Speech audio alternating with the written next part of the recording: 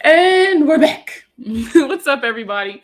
For those of you who are new here, or if you're watching the replay, welcome. My name is Markia. I'm known as the Money Plug here on social media. I am a certified financial education expert. Certified financial education instructor, not expert. I'm also a board certified credit repair specialist and a credit score consultant. You know what's so crazy? I saw you posted an open verse challenge today, and I never do it on Instagram. So you got to send me your TikTok so I could do it on TikTok. But what's up, everybody? So for those of you who didn't catch it, I just finished my joint live with Credit Sesame, which was really cool. Somebody said you're also an expert. Thank you. It was really cool. I love working with Credit Sesame. I love how comfortable they want to make sure that I am and their audience is. Like, I stand by my support of them. You guys know, well before they even knew who I was an advocate for what they have to offer with the Sesame Cash Card and kind of like the potential and stuff like that. So I don't know, it's really cool. And it's International Talk Money Week. So y'all know I love talking. So y'all can expect to see a lot of me this week. Now, today we kicked it off with this joint live I did with Credit Sesame, and we talked about managing your money, the importance of an emergency fund. Really, we just talked about me, right? To be completely honest with you. Talk Money Week is supposed to be where we talk about money, where we kind of eradicate that nasty feeling of talking about your money. You know, salary transparency and things like that weren't really a big thing to other people. But it's really important that we start changing the tide, right? And start changing the conversation. And I actually posted a couple of tweets today and I got a little bit of engagement that I want to bring up, right? Because I guess it's a part of Talk Money Week. So some of the things that we talked about, and I'll actually pull up the questions that they asked and kind of go over what I said for those of you who missed it. So the first one was, were you always good with finances? And if yes, who did you learn from? If not, how did you become good with money? And I have been all open and honest completely with telling you guys that I have not always been good with money. Hell, even now, there are still some things that I struggle with. I tell you all about my emotional spending and me and seafood boils and the toxic relationship that we have. Like, I'm very open and honest about my personal journey. And it didn't start off in a good way. In 2014, I was transitioning out of the military. My mom had breast cancer. I was going through a really nasty divorce. And it got to a point where when the dust settled, it was just me and my two kids that I had to take care of on my own. And I had no idea how I was going to do that now that I was out of the military. And kind of from that experience, that is what led me to wanting to do the learning, the reading. I was sitting in workshops. I was signing up for classes. Now I have my CFEI and, my credit score consultant and credit repair certifications, but I didn't always have those. And in order to get those, I had to even realize there was a thing, right? So it was kind of like a slippery slope, low key, but a good one. Like, once I realized I was at rock bottom, bro, it's no way up. It's no way but up. Let's get every book we can find. I was doing everything that I could to get information. And I want to send a huge shout out to ACS, or Army Community Service, because it was because of them that it even became kind of like I even put getting better at money on my finances. For those of you who are not aware, the Army has something known as Army Emergency Relief, and it's where they provide emergency relief financially for military families. And I needed an AER loan to pay for my car. At the time, I knew nothing about cars. I did not take care of my car, and I blew a head gasket in my Corolla. But I needed to get back and forth to work every day. I had to take my kids to daycare. Like, I couldn't not have a car. And so AER gave me the $1,600 I needed to get my car fixed. But in order to get the money, one of the requirements was that I had to create a budget, and I had to sit down with one of their specialists and really go over my budget to make sure that this was even a viable budget, number one. And that, this was something that I could afford to pay back. Now, ultimately, the AER loan ended up being a grant. Shout out to you guys. I didn't have to pay it back once they identified that I would not be able to pay it. However, I never would have even thought about budgets. Like, I hear about budgets, but it kind of like goes in one ear and out the other, because I'm not about to sit down with a pencil and a piece of paper and really like iron everything out. That's just me being honest. I'm not about to do it. But, having to sit down and really face that, it also is scary, because you see firsthand the issues that you have with money. You see firsthand, like, oh man, like, I'm not bringing in enough money. I'm spending way too much money every month eating out, or I'm spending too much money doing this and doing that. And setting up a budget is really what made me kind of become aware that, holy hell, there's a problem, right? And it's the first step. I definitely think it's the first step. Now, you guys know I've been preaching about the importance of a budget for months now, especially with the holidays coming up. It's really, really important, you guys, that, you know, you are setting up a budget to make sure you're not overspending for the holidays and then spending all of 2023 trying to catch up. I know Instagram can't see it, but if you are on Facebook or TikTok or Twitter, or YouTube, sorry, you'll be able to see, I put a link up on the screen for the free budget and action plans. And I talked about this on the live with Credit Sesame, but I partnered with a company known as Physical to provide free customized budget and action plans for everybody.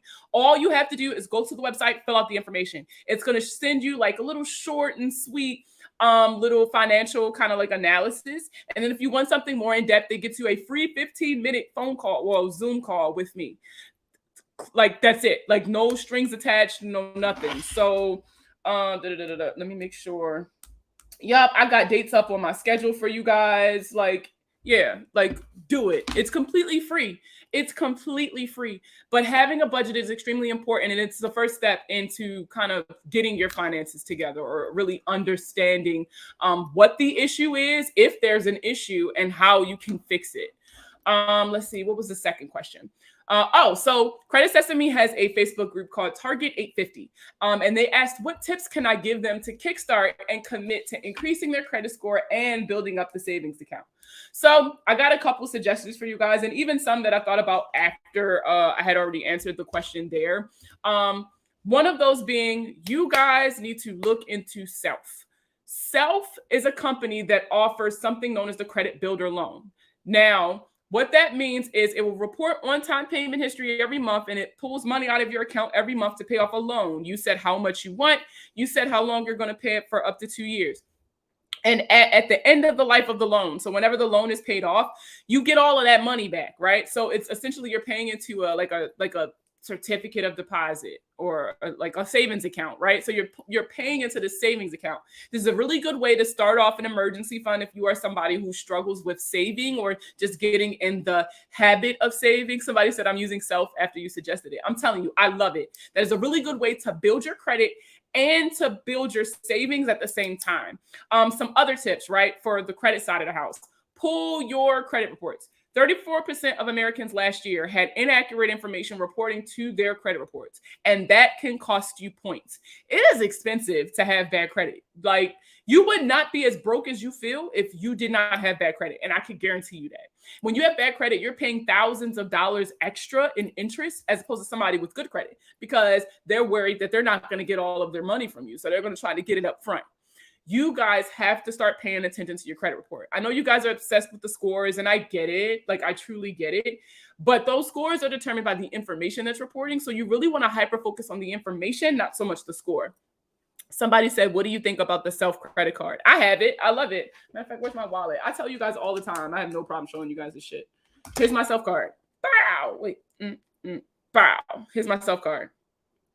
I don't recommend shit to y'all that I haven't used myself. Like, I'll tell you I have not used it myself. I am real big on that. And I have it. I love it. I have no issues with it. And look, here's my Credit Sesame card. Bow. I talked about the Credit Sesame Cash card. Now, this is a debit card. You add money to this card. You can sign up for free. All you have to do is download the Credit Sesame app. Not show me the numbers. Shut up. That's my husband, y'all. Don't pay him no mind. You sign up on the app, and you literally just sign up for the Credit Builder card. Every month, you can put a couple dollars on the card, like $10, $20, $30. And then you buy something. Every month that you buy something, it will report on-time payment history for that month to the credit bureaus for you. No, it's not going to help you with credit utilization. But for those of you with a history of charge-offs or collections, it will help. Okay, baby, I see what you said. It's fine. I can hear them.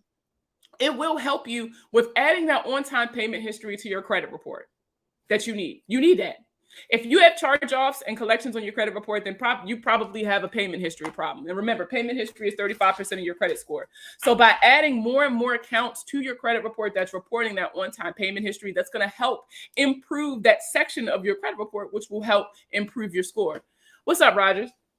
What other tips? Paying down your credit cards. Now, I say this all the time, right? I say it all the time, but it's really, really important right now. And the reason why it's important to pay down your credit cards right now is because these are the highest rates that we've seen Fed-wise, the Fed raised their interest rates, for those of you who didn't know. And these are the highest rates we've seen since 2008, which is saying something. Okay, that's saying something.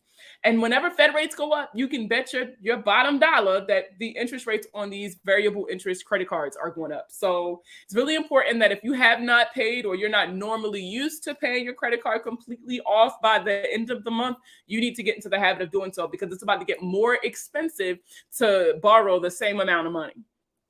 That's just a heads up. And budgeting, budget.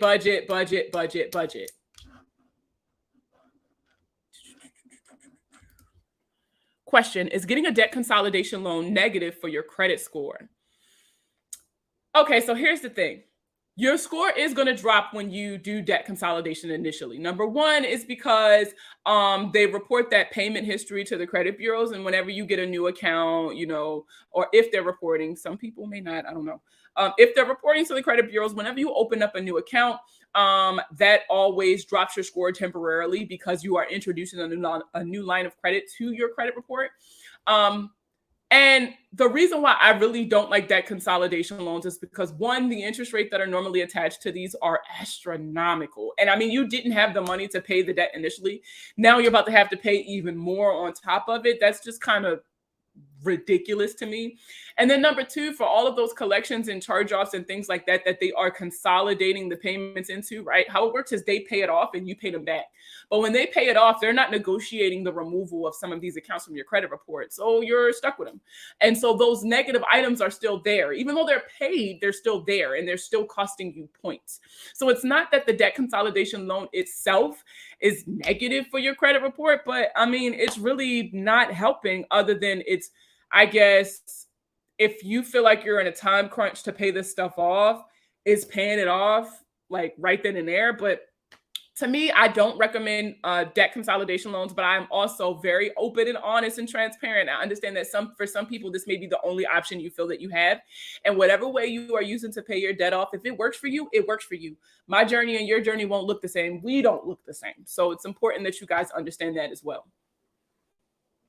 What was the next question that they asked me? They said, on the topic of credit score, what can you share with us about credit health and how that can impact our lives? And I talked about the tweet that I had made this morning. And the tweet said that having bad credit is expensive. It's expensive as shit to have bad credit. When you have bad credit, you're walking out of car dealerships with like 18, 19% interest rates, 22, 23 if you're in the military, right? Because they know what kind of money you got coming in.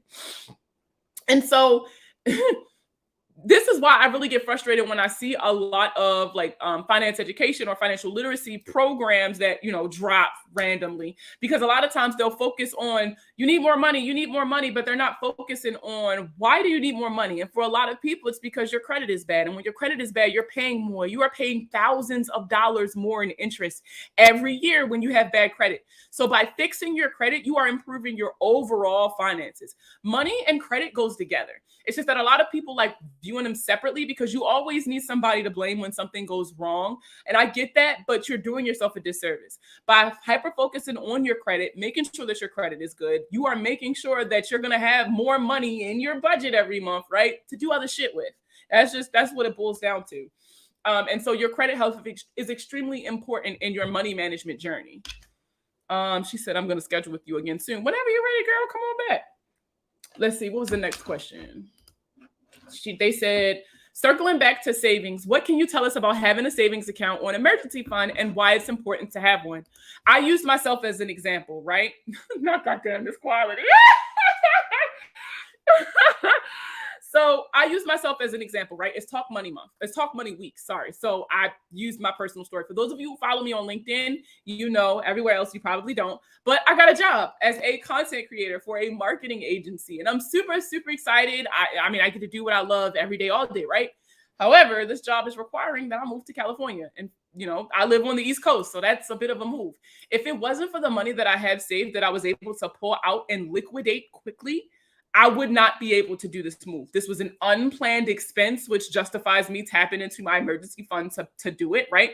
It's required for me to keep, make money. So, I mean, that's another requirement for me personally. Like, look, Is this going to make me some money, or is this going to help me make money, or whatever the case may be? And it kind of met that threshold for me. But if it wasn't for my emergency fund and the money that we had put to the side, I don't know what I would be doing. Oh, thank you. Somebody said congratulations. Thank you. Thank you. But I don't know what I would do. I genuinely don't. And so I use that as an example. A lot of people, when you guys have emergencies, y'all instantly grab your credit card. Or like when I'm doing analysis, like financial analysis with people, and I'll say, how much money do you have in savings?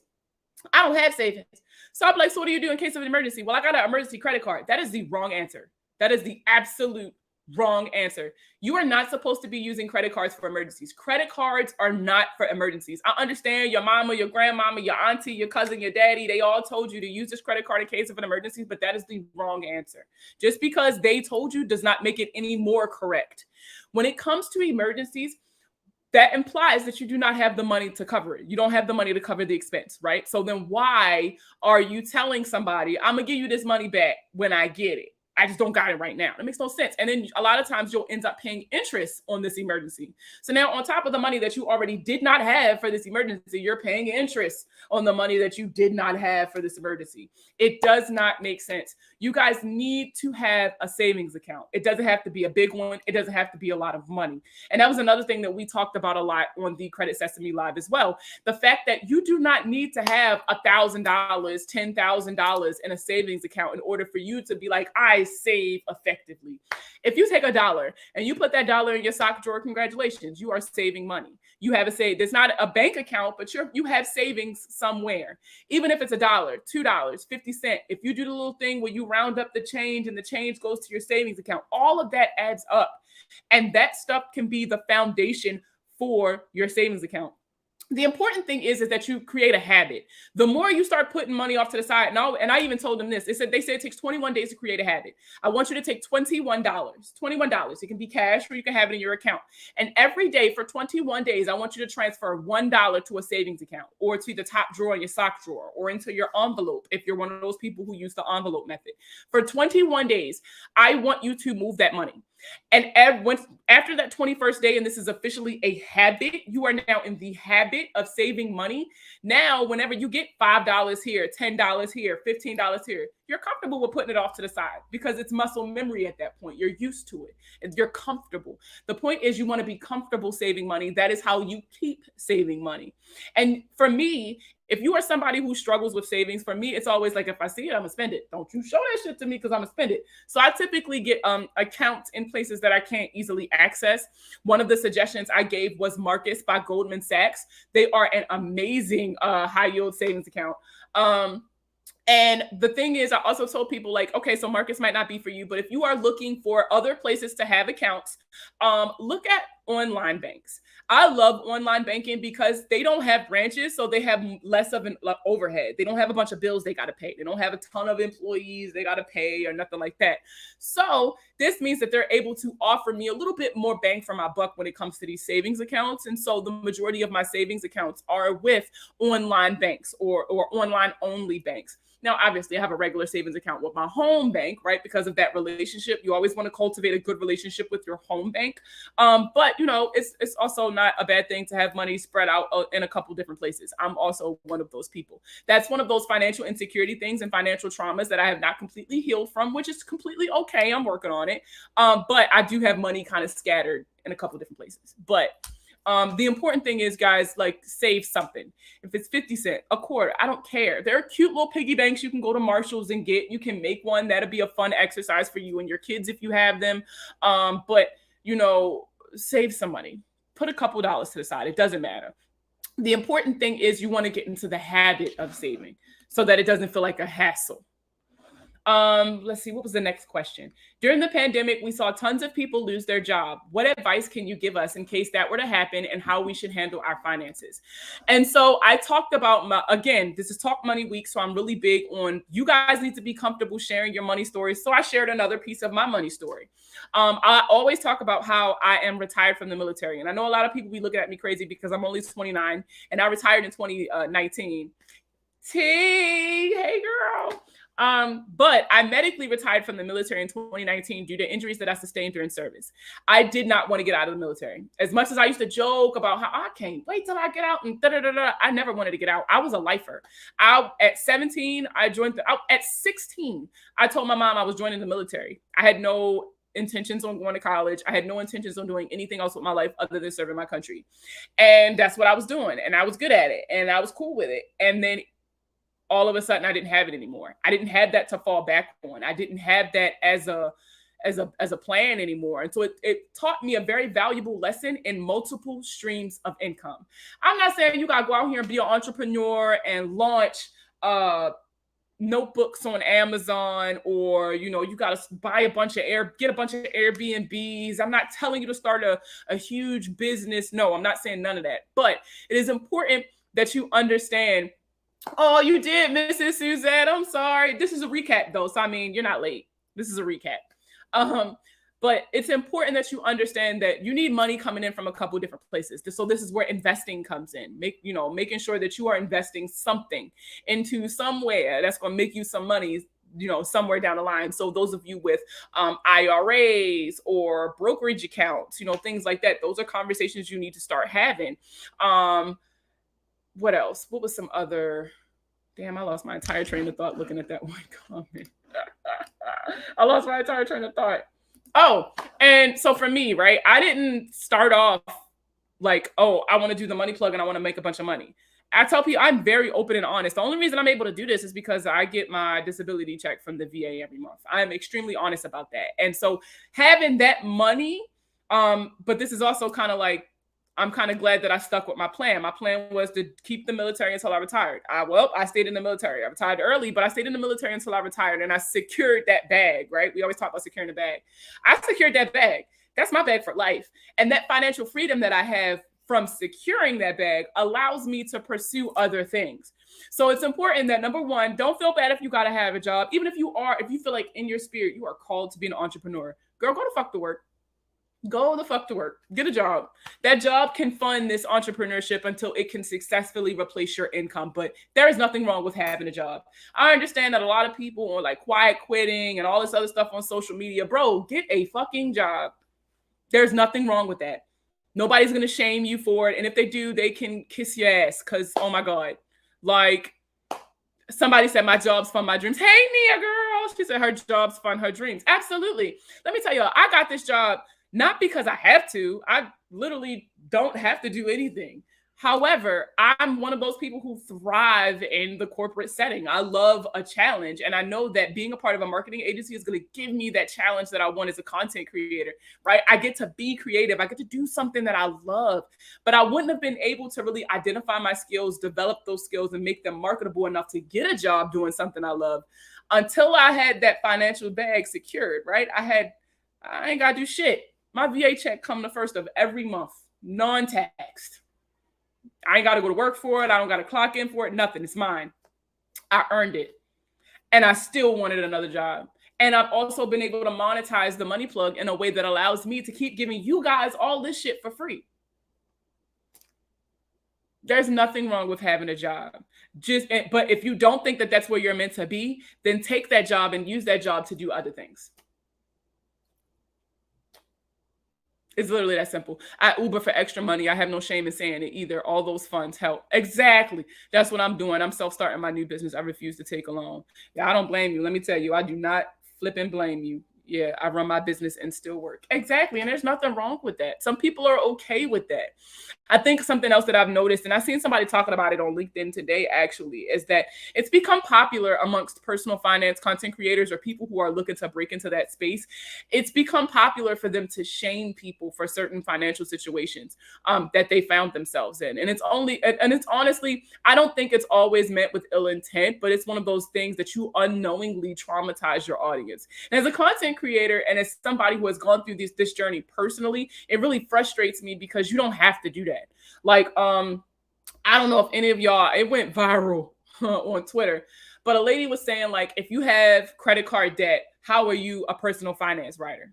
First of all, I could be whatever the fuck I want to be. Let's be clear. I tell y'all all the time when y'all come on these lives, I am a business owner first, but I am a city girl immediately after, and I will cuss you the fuck out. Don't try to shame me because your journey doesn't look like mine. So what? I had credit card debt. Unfortunately, for a lot of us, that was our part of our journey. And for some of us, it continues to be a part of our journey while we still get control of our finances. And there's nothing wrong with that. But that does not mean that my journey is any less valuable and that by sharing it, I won't save a life or touch somebody. It's really hard, it's really easy to shame people. Like another post was that exactly, personal finance is personal.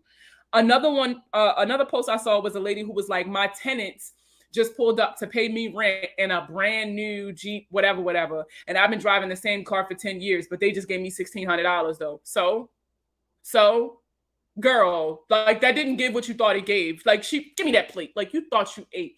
I hate that we have come to a place where we have to shame people for the lifestyle that they're living just because we don't want to live it. So what?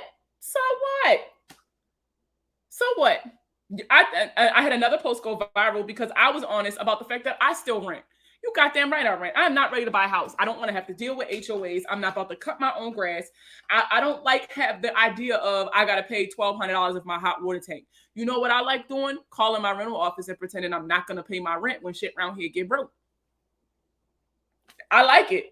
Am I building generational wealth? Absolutely not. But am I comfortable? Absolutely. And I am willing to sacrifice that piece of generational wealth for my comfortability right now. That's just the chapter of my life that I'm in. And I'm okay with that. But this goes back to my personal finance journey is not yours. So stop expecting our decisions to line up. She said, I'm a real estate investor and a renter. Period. We have to learn to stop shaming people just because their decisions don't look like the decisions we would have made. We don't know what these people have to do to survive. So it is very important that we mind our fucking business when it comes to personal finance. Share your story. Speak your truth without making other people feel like shit because their truth don't look like yours. Plain and simple. But I've definitely seen like an increase on Twitter. I guess it's because I'm starting to be more active on Twitter. But yeah, I'm definitely starting to see a lot of this on Twitter and TikTok. The next question was, we know you also served in the military. Can you tell us about your time there and how that possibly shaped or impacted your outlook on money? And I talked about it a little bit about how it was an extremely isolating environment. I love the military. They gave me skills that I'll use for the rest of my life. The discipline that I learned, the resiliency that I learned have definitely been a huge factor in my personal finance journey. But the Army crippled me. I can say it 1,000%. The Army... Did you save the beginning of the live? Yeah, so it's going to be up on YouTube, Suzette. Like somebody said, I'm a homeowner and it ain't all roses. I miss renting for several different reasons. A lot of people do. That's not to say that eventually I won't buy a house. Y'all should see how many houses I got saved on my Zillow, and I cry a little bit on the inside when they get sold. Eventually, I might buy a house. Just not right now. This is not the chapter I'm in. But the military crippled me because every 1st and 15th, I knew my check was coming. So I would spend my whole check because no matter how many hours I worked, whether I was home or at work, whatever, I knew how much money I had coming in. So you couldn't tell me shit. It crippled me. I didn't have to worry about money management because if I needed to eat, I'll go to the DFAC. I needed to ride to work. I know I could call one of my battle buddies. If I could not, let's say if I didn't have a family and I couldn't pay rent, oh girl, I got no problem moving in the barracks. You get what I'm saying? Like the military was an extremely crippling environment. And so once I transitioned into being a civilian, I had to adjust really, really quickly. And that was one of the things that led to me getting back into the military. In 2014, I got out. 2016, I was right back on active duty. I was right back on active duty. Couldn't do it. But I told myself that once I got back on active duty, it would be different this time. So I started managing my money a lot better, started having those conversations with my now spouse, like, hey, what are your journey? Like, what's your goals? Like, what you want to do? How much money you trying to make in a year? Like, what are you trying to buy in the future? Do you want to buy a house in the future? Like, what are you trying to leave behind for our children? The second time I got into the military, I think after having that shock of my life after I got out, right? I think I did it right. I started learning more, doing more, telling my story, learning from other people's stories, and just really putting the work in to know the stuff that I know now. But really the only difference between me and somebody watching this is the fact that I took the first step and I acknowledged that I had an issue and I actively worked to create a solution. It's not enough to just hire people and think that they're just going to do that shit for you. And that goes for credit repair, managing your wealth management, personal finance, all that stuff. It doesn't matter what it is. It's not enough to just throw money at people and expect them to fix your problems. You have to play an active role in your recovery. Or if you're new to this, you have to play an active role in establishing a solid foundation for yourself financially. That's just what it boils down to. Make decision based on your financial goals and no one else's. Exactly. Took your advice, signed up for a Chime credit card, then Capital One sent me an unsecured $300 card. Yes, that's what I'm talking about. Can you talk about credit card debt? Yeah, sure. So that's actually one of the next questions, ain't it? Hold up. Yep, debt. What tips can you give us on the most reliable way to pay off your debt? So one of the things that I typically tell people, and this was really cool because I was able to kind of say this at the event that I spoke at last week with the National Credit Union Administration, but everybody's personal finance journey looks different. What I did to pay my debt off ain't the same thing somebody did to pay their debt off. You do what's comfortable for you. But first, you have to create a budget. You have to know exactly how much money you have coming in and out every week, every month, so that you know how much money you can put towards paying off your debt, or if you can pay off your debt. You have to know how much money you have coming in and out so that you know, all right, listen, this month I'm going to be done paying this off. Then I can take that money and roll that money into this payment and then pay this off quicker. Now, when it comes to, you also need to organize your debt. You need to know exactly how much you owe, who you owe, and what the interest rates are for any of the money that you owe. Now, a lot of people, when they organize their debt, they'll do it from like the amount, like the payoff amount. They'll do it from like biggest to smallest. And then they'll start off with the smallest and they'll pay accounts off like that. And that works. If you are one of those people who are you need incentives to kind of keep going, organizing your debt from least to greatest and then starting at the smallest and paying it off, you'll pay things off quicker that way. And like every time you pay something off, you'll get that rush, right? Oh, all right, I can't wait to pay off this next thing. It'll kind of encourage you. Now, there are other people who will organize their debt from highest interest rate to lowest interest rate and pay off the debt with the highest interest rate first.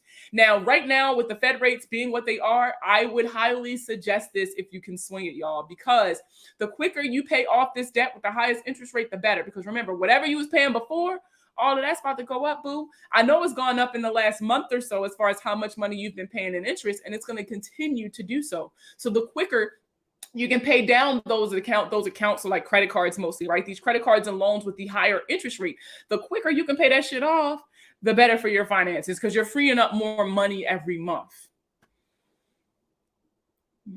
There's so many pros and cons to rent and own. We don't really own anything. Oh yeah, you talking about like taxes. Yeah, once you break it down, it's very convoluted. I don't know. I just haven't found anything that's made me like, I want to buy it. Plus I've been moving around a lot. Like, y'all know I just moved here. I literally just moved here. And now we're about to move to California. Like, I have not been able to sit down in the last decade. I've been moving around so much state to state because of the military, and now because of a new job. Like, I don't even know where I want to live for the rest of my life. I don't know what I want to be when I grow up. So it just does not make sense for me to buy a house. I don't want to start a home. I'm not interested in being a landlord at this stage in my life. I'm looking for my forever home right now, and I just haven't found it. And there's nothing wrong with that. Not California. I can listen. If I could stay here, I would. But the job called and said, girl, the bag is here. Is you finna pick up? I picked up. I picked up. What was the next question? We get a lot of questions on budgeting, and we know there are tons of tools out there to help with budgeting. So how do you like to budget your money, and what tools do you use? So I talked a little bit about, for those, I know Instagram can't see it, but if you click the link in my bio, there is a button that will pop up, and it'll say like free customized budget and action plans. I was able to partner with a company known as Physical.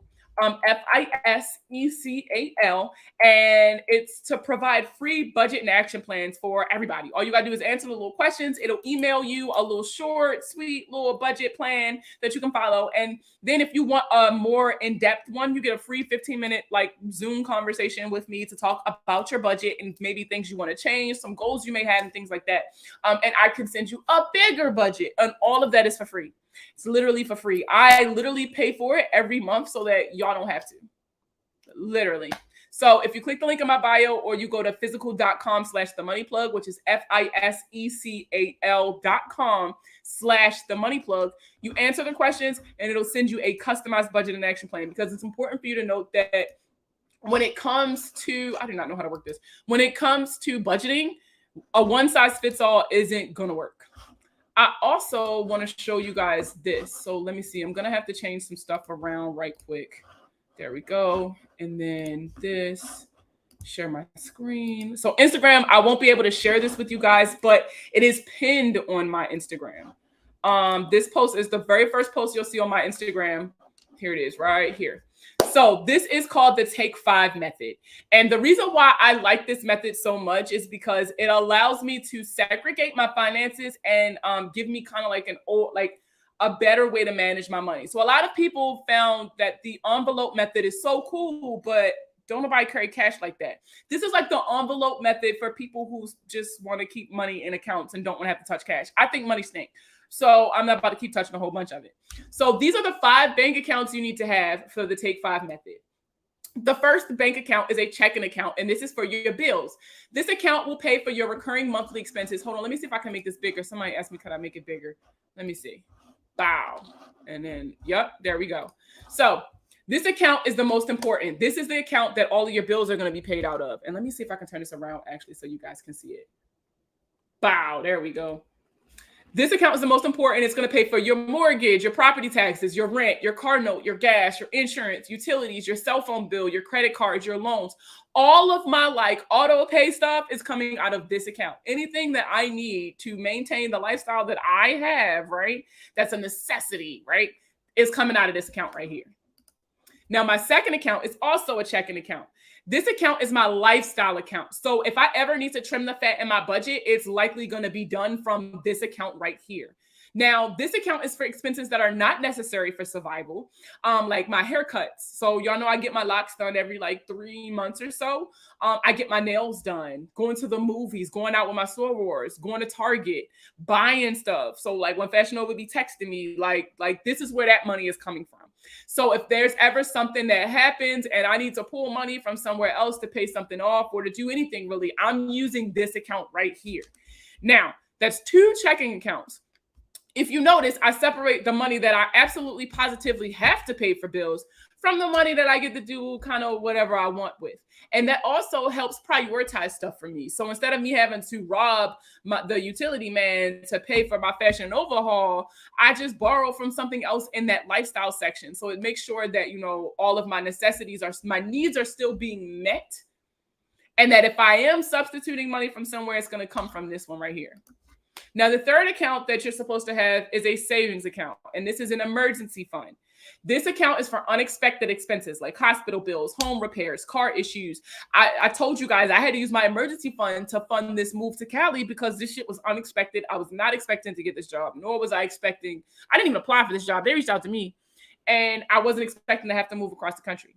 And I talked to you a little bit earlier about how I suggest using Marcus by Goldman Sachs or a credit union because that's typically where I see the best bang for your buck when it comes to savings accounts and how much money your money is going to make for you. Remember, online accounts have lower overhead, meaning they don't have as many bills to pay. They don't have as many employees to pay. So they typically can offer you a little bit more when it comes to these savings accounts. Account number 4 is a savings account for my long-term goals. So if you are looking to buy a new car, if you're looking to plan this girl's trip for your 30th birthday, if you want to buy a house, this is a savings account that you would have for that. Any financial goal that will take you more than 12 months to reach is considered long-term. So this savings account is for your long-term goals.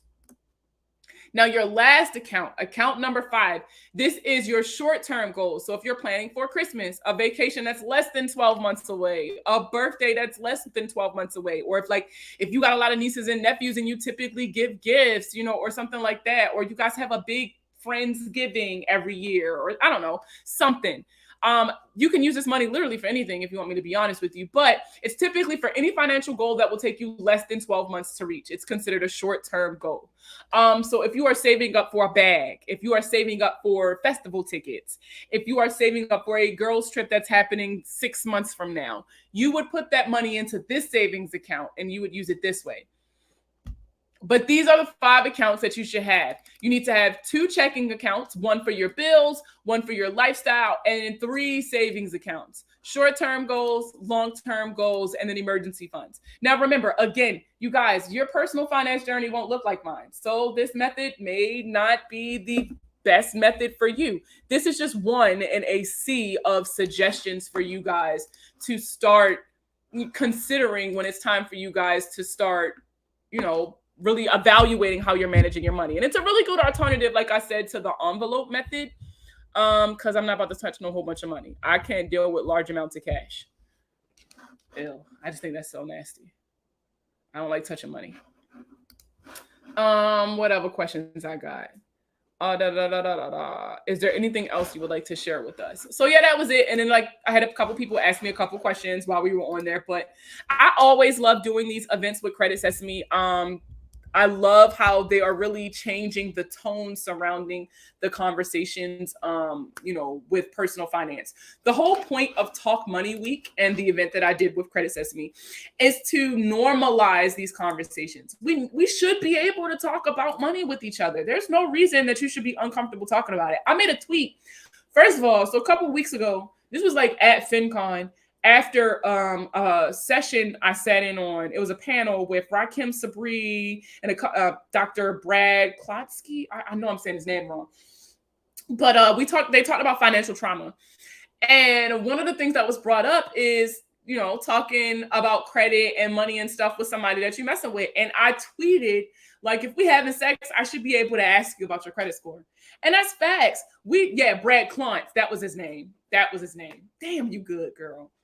But we should be able to normalize these conversations. This should not be taboo. I don't understand why y'all think it's crazy that I want to share that kind of information with somebody I'm sharing my body with. Why do y'all think that your body, why do you think that your body is more sacred? I mean, your credit score is more sacred than my body. Yeah, he did say Klontz. Okay, I was right, Klontz. I just didn't understand why everybody was so up in arms. You cool with having sex with people, but you don't want to tell nobody your credit score. We need to unpack that. We need to just release this stigma of salary transparency and the date. Now, salary transparency is a different conversation because I was saying this on Twitter. I'm telling y'all got to follow me on Twitter at THEE Money Plug. But matter of fact, I think I got it up here? No. But it's the same thing as my Instagram. It's THEE Money Plug. But we was talking about salary transparency. Now, in the military, you can literally Google my paycheck. I was an E4 in the military with almost 10 years in service. So you can see exactly how much money I was bringing in pre-tax. Every dollar. So salary transparency to me was a requirement. Everybody knows how much money we make. It's not a secret. But entering this corporate space and talking to people who are in the corporate space, that's not a thing. People don't talk about how much money they make. That's rude to talk about how much money you're making. And I think that's really crazy. Why are you uncomfortable talking about that? What makes you uncomfortable? Or were you taught to believe that you should be uncomfortable so that you're discouraged from sharing how much money you're making? We really got to start having these conversations, right? Because how do you know that you're getting the most bang for the skills that you have, your buck, right? How do you know you get more bang for your buck? Are you being paid true market value for the skills that you possess? And the only way you're really going to know this is by talking to people who do what you do, that make more than you, and find out how'd you get that? How'd you negotiate that? We need to start normalizing these conversations about money because one of the leading causes for divorce is financial stuff, financial infidelity, just people just running money and dirt into the ground. These are the number one causes for divorce. So if y'all was having these conversations while y'all was dating, y'all would have never gotten married in the first place. We need to normalize conversations surrounding money and credit. Excuse me. If you follow me on LinkedIn, you know, but I'm recovering from the flu. Question, friend, do you suggest paying the minimum payment on a new credit card or paying it off in full? Here is my credit card repayment strategy, right? You listening? What you're going to do is you're going to find out when is the end of the billing cycle for this credit card. Which is also known as your statement date, right? The date that your monthly statement comes out is the date after your billing cycle ends. So what you're going to do is you are going to pay down as much as you can without paying it completely off. You're going to pay down as much as you can before the end of your billing cycle. What this does is minimizes the hit to your credit utilization you're going to take. You want something to report for your credit utilization because you want these companies to know that you are using their products. You want them to know that, hey, I'm using the money you gave me with this credit card. Look at me. I'm using my card. But you don't need your utilization to be as high as possible, right? It's 30% of your score. The lower your credit utilization or how much of your credit card you're using, the better for your score. After your statement date, pay that shit off. Pay it off. They'll send you a little bill in the mail, like, hey, you still owe, blah, blah, blah. Pay it off. Pay it off completely. You should not be carrying a balance into the next month unless you're cool with paying interest. If you're cool with paying interest, I'm cool with you paying interest. But that is my credit card repayment strategy. What other questions y'all got for me? I know it's been a while since I've been live, and y'all know I love y'all, but I was burnt out. Like, there's no other way to say it. Like, I was working on 1,000 different things for you guys and then going live every single day, like, it was a lot. And I needed to take a step back. And I'm still taking a step back. Please don't think that this means that I'm back, right? I'm not back. I will be creating more content and everything for you guys, though, because I haven't been creating as much content because I'm really trying to plan out next year's content. But these lives are definitely going to have to stick to once a week. I can't do them every day like I was doing. I just can't. Oh, you're so welcome. Any more questions? Going once, going twice? If y'all don't take nothing else away from this live, there are a couple things that I want to make sure you guys understand. Number one, there's no shame in identifying that you have an issue with your money or you're not managing your money properly. Repeat after me. I fucked up. I fucked up. Now what? You've acknowledged that there's a problem. The hardest part is admitting that you messed up or you're messing up. Now what? Now it's time to get your head out the sand and we can work together. We can get this together. There are people out here who genuinely want to see you succeed. And even if you are the only person in your corner, you have somebody. There's no reason that you should be suffering in silence anymore.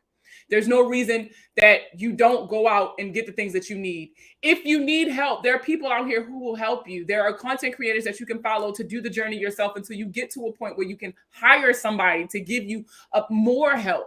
But the thing is, you have to take a step. You have to start. You have to start. What if I have too many cards? I lost my job for a few months and got 90 plus days behind. Now I'm working again and I need to know what to do. Contact your lenders. The first thing should always be contact your lenders. You always want to try to reach out to them before you're late. But I mean, after the fact, as long as you communicate, you communicate. And then listen, closing cards. I know everybody like, oh my God, don't do that. But would you rather close your card on your own terms and then bounce back from that? Or would you rather they close your cards and tell you, but you still owe me this money, and like feel that shame that's associated with them cutting your cards off? Because I'm a very prideful person. I'm a very prideful person. I'm real big on, I don't need a man for nothing. I give off very much that energy. And so for me, when it comes to credit cards and like when I'm in situations like that, and I have been in situations like that, I would rather close the cards on my account. Like I call them and close those accounts out and work on paying those balances back, as opposed to them people telling me that I can no longer use their credit card anymore. It's a pride thing for me, and that's okay. I've kind of added that into my money management strategy. But either way, you're going to take the hit to your credit card. If you're not paying these people back, or you can't afford to, or you just can't keep this up, close these fucking cards out. Close them out. And then bounce back from that. You can close with a balance, and what they'll do is you won't be allowed to make any more. You won't be allowed to make any more charges, but you'll still be able to pay the balance down. So, like for example, Capital One. I had a Capital One card that I closed years ago that still had a balance on it, and I had to make my payments every month until it was paid off. But the account, I couldn't charge anything else to the account. But just be honest, bro. I can't pay this shit, so you can even close it now, or you're gonna be closing it later. Like literally just be honest. It's no point in you lying to these people. I hate when I see people or when I'm talking to people and they're so ashamed or embarrassed of their current situation that they lie about it. Like I'm not looking at their credit reports or I'm not looking at their expense sheets, right? Like I see it. You don't have to lie to me. There's no shame. You should not be embarrassed of saying like, I can't handle this. So something needs to change. There's no shame in that. There's nothing wrong with it. It's called a pivot. There is power in a pivot. It's called a pivot. It could be a big one. It could be a little one. There's power in a pivot. And you can come back from this. There's no such thing as I'm too old or it's too late or I'm too far in the game. But I can admit that this life experience I'm going through, I truly fucked up. All right, boom. First step out the way. Step number 2, let's come up with a plan to get you out of it. Boom. a lot of times through overthinking and we don't give ourselves the grace that we give other people, right? And we are our harshest critics. We tell ourselves, like, we look in the mirror, you should be farther along at this stage in your life. You should have accomplished so much more by now. When in reality, bro, I'm doing the best I can with what I got. That's all I got, bro. That's it. And you have to get to a point in your life where that is okay for you. But this goes back to, y'all know I'm real big on mental health as somebody with mental illness. Go to therapy. Go to therapy. I love telling people my business. Let me tell y'all something. I love telling people my business and getting that objective opinion on how to do this kind of stuff and how to talk through certain things. And sometimes I work out my own shit just by running my mouth. I need to make a follow-up appointment with you. I'll admit I've been avoiding because of shame. Girl, ain't nobody finna shame you. Ain't nobody finna shame you. We can make tea and sit and catch up and kiki. We don't even got to talk money if you just want to sit and have a conversation just to get to you warmed up with me, girl. We'll make it happen. Are you doing one-on-one credit report reviews yet? Yes, I am. So for those of you who are looking to, like, you want to take that first step and don't know what you're doing, I do offer complete financial analysis where we go over things like your income, your expenses. You get this huge budget and your credit looked at, and we talk about your goals. Or you can just kind of like narrow it down. Let's talk about credit first. So I look at your credit report. We go over your entire report from personal information all the way down to creditor contact information. And I tell you exactly what's wrong with it, what you should be doing to fix it, and how to maintain it once you get to that point. And as well as with your finances. We talk about goals, what goals you have set for yourself, how to set goals for yourself, because there are right and wrong ways to set goals for yourself. So I do offer that service. If you click the link in my bio, it'll take you to my page. And if you go to credit repair services, or if you're interested in credit repair services, I think it's what it says. You can click on that, or you can go to themoneyplug.co. Damn, I've been gone so long. I'm no longer a mod. I'm not on my phone, but next time I go live on my phone and you come in, remind me and I'll set you as a mod. 10 out of 10, I recommend doing the audit at least. The audit is a good place to start. Like, and I tell people all the time, the best person to fix your credit is you. Period. 1,000%. You want the cheapest way and the best way to save your credit is doing it yourself. But a lot of people don't know where to start, and that's kind of where I come into. Hey, Robin. But man, I've had so much fun the last like 2 weeks. It's been really, really cool because at first I felt like I was just talking to y'all, which is cool. I love talking to y'all. Y'all know that.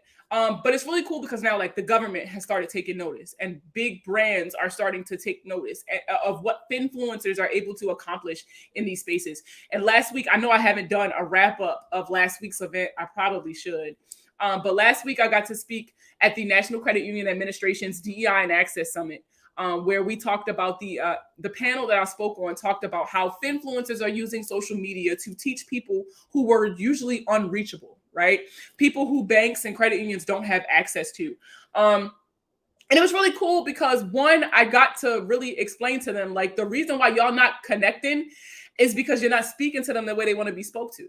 Y'all, like, when you go to a bank and you see these people and they Sunday's best and the makeup and the professional voice, it's intimidating. And a lot of times you're not open and transparent with them because you feel intimidated. And you don't want this lady knowing your business, right? Like, I'm not going to tell this lady my business. Fuck, no. But I'm able to talk to people through my experiences because I've been through it. The fact that I look like a lot of you, the majority of my audience, I look like a lot of you. And that cultural relevance is important when teaching about personal finances, because there are certain things that our community experience that kind of keep us in certain situations or lock us into these generational curses that a lot of people like the Suze Ormans and the Dave Ramseys cannot speak on because they've never experienced it. They didn't have to navigate that space. For example, y'all know I love Gigi, the first gen mentor. Shout out to her. She speaks for that first gen community because she has that experience as the first generation to go to graduate from college, the first generation to work in that corporate space, the first generation to, to do all of these things. And so she speaks for that experience and that a lot of other people can't. And by speaking from our experiences, but using our knowledge to kind of like boost that, I feel like that is why we're able to reach so many people. I'm not talking at y'all. I'm talking with y'all. I'm with y'all. Shit, I'm in the trenches with you. I'm in the trenches next to you. You think I'm not in here clipping coupons? You wildin'. You wildin' if you think I'm not. You think I don't be in here Googling fucking discount codes for Papa John's? What? You think I don't be in here cashing out on recruiting or whatever it's called? That's when you go shopping through the thing and you get cash back if you shop through them. What? I'm in these deal groups on Facebook, all that. We talking from experience. And that allows y'all to connect with us. But we have the education to back up what we're telling you.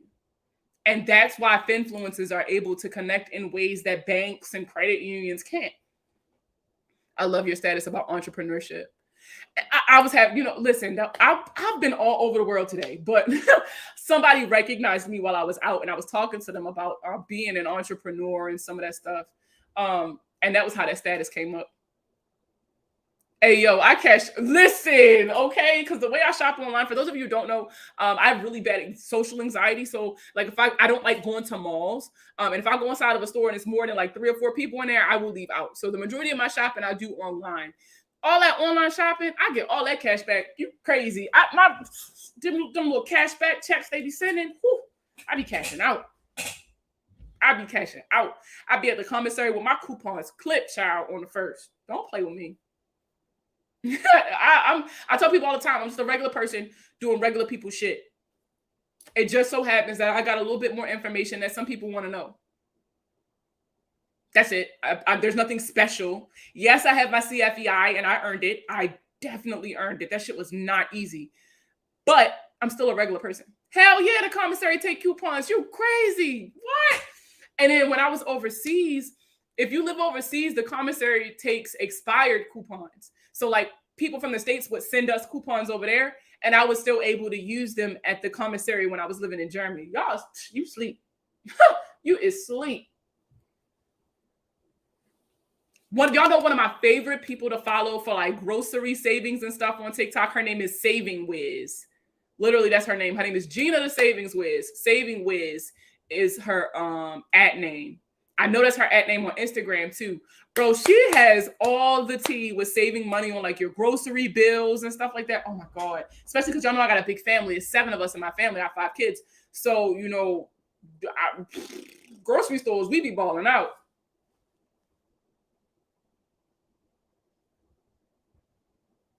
The closest commissary is 2.5 hours away. Dang. I mean, but there are some places that have better coupon policies than others. You just gotta look around. You just gotta work around. I used to love like what was it? Is it CVS? CVS, Target, because Target gives you the gift cards when you do like their deals and stuff. And then those gift cards used to come in handy when I was broke, but I needed something from the store. I ain't gonna hold you. Who else? Walgreens, Walmart. It's a couple places. And then like Giants. I don't know what kind of grocery stores you got where you stay. But I'm telling you, coupon, y'all, people be sleeping on coupons. Whew. People sleep on coupons. I ain't saying you gotta go crazy with it. I don't go crazy with it, but having all these kids is expensive, let me tell you. But I mean, like I said, today's live that I did with Credit Sesame was really, really cool. I really enjoyed it. I love Kroger. Yes, Publix is my favorite place to coupon at, because Publix have their own set of deals that they'll allow you to use they'll allow you to compound your coupons on top of that. Like I'm telling you, Publix is the best place. I just started back couponing. I have a garage full of stuff. Boom. And you just unlocked an additional form of income because you could put together little packages and sell them on like Facebook Marketplace and shit. Boom. All the stuff that's just some of the extra stuff that you're not using, that you don't anticipate using, or you can donate them for tax write-offs. I'm telling you. Once y'all start going down the road of personal finance and reading books, if you click the link in my bio, I have a whole Amazon list of books that changed my life. And the majority of them are around managing money, especially for those of you who are Black. There are some really good books on there. But that's a really good place to start. Once y'all start diving deep into your personal finance journey and what that looked like, what your goals are and what you need to do to accomplish them, and kind of like really evaluating the state of your finances, I'm telling you, you're going to be obsessed with it. You're going to be obsessed with it. And I love that for you. I saw couponers get money back from couponing. I have like twice. Nothing big, like $1 here, $1 there, but it's never been nothing crazy.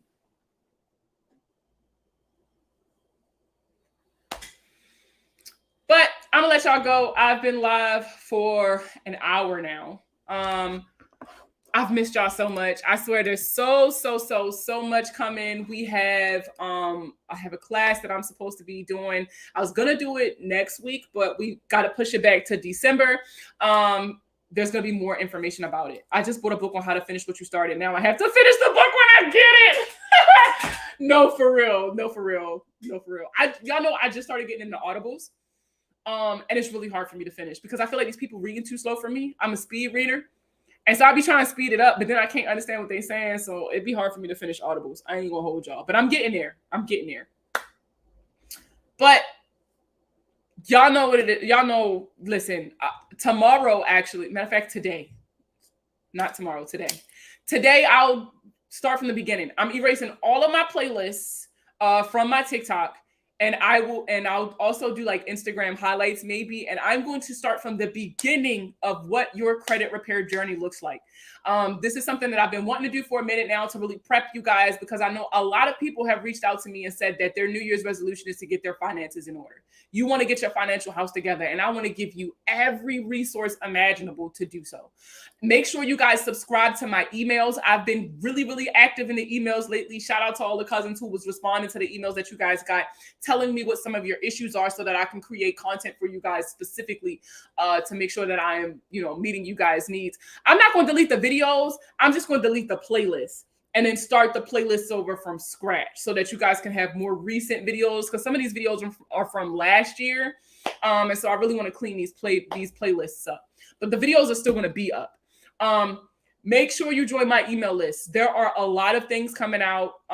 Again, there's a class that I'm going to be giving where the class is free to watch, but you will have to pay for the replay. So if you want to make sure that you got everything set up to make sure you are like locked in for when the class drops, make sure you guys sign up for my email list. All you got to do is click the link on my Instagram bio and my TikTok bio, or go to www.markiabrown.com and subscribe to my emails. Once you subscribe to my emails, that has you locked in for any announcements. You also get a series of some really good tips. The first thing you get is my free credit building guide that gives you guys tips on building good credit, as well as a couple accounts that I think could really benefit you no matter where you are on your credit building journey.